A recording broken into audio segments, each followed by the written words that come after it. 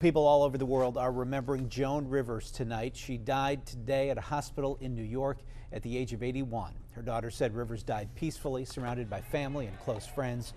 Rivers stopped breathing during outpatient surgery on her vocal cords at a Manhattan clinic last week. Fans have been placing flowers on Rivers' star on the Walk of Fame and outside her apartment in New York City. Joan Rivers made several appearances here in Pittsburgh over the years and touched many people both on and off stage. Paul Martino is live with more new at 11. Paul. Can we talk here? Not only did Joan Rivers make several Pittsburgh appearances in the past, but she was just about to sign a deal to do a concert at the Byham Theater next spring. At 81 years old, she was doing shows all over the country with her sharp-tongued, raunchy humor that was embarrassing, insulting, and extremely funny. Joan Rivers would insult anyone, first ladies, the Queen of England, even the handicapped. The only child that I think I would have liked ever was Helen Keller, because she didn't talk. For Pittsburgh concert promoter Rich Engler, Joan Rivers sold out 3 shows in Pittsburgh, but her act, it was scary. Nobody knew what was going to come out of her mouth. It was just like, what will she say next? She took everybody on. Engler had to give refunds for some concert goers who found her too offensive. Even so, he cherishes his autographed picture from Rivers. And get this, she was about to return to Pittsburgh. No joke. I recently talked to management down at the Byham, and I was going to bring her down there for a show.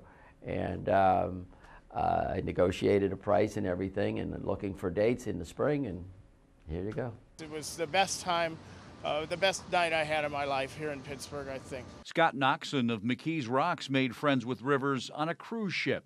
He got her to come to town for a charity show, and he says she was hilarious. She was nonstop jokes.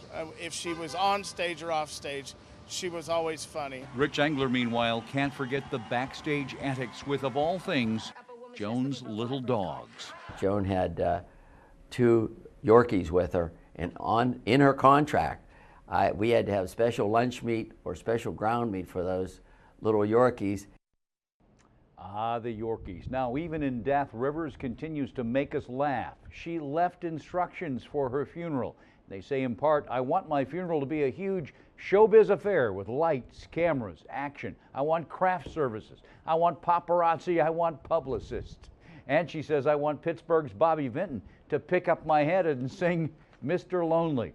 And I want a wind machine so that even in the casket my hair is blowing just like Beyonce's. Others tonight say a part of Joan Rivers will live on. Her face, which was put together by plastic surgeons. I'm Paul Martino. Which she was candid about. Paul, thanks. The New York clinic where Rivers went into cardiac arrest last week is now under investigation. The state health department says it's launched a probe into Yorkville Endoscopy Center. Rivers was there for a procedure last week.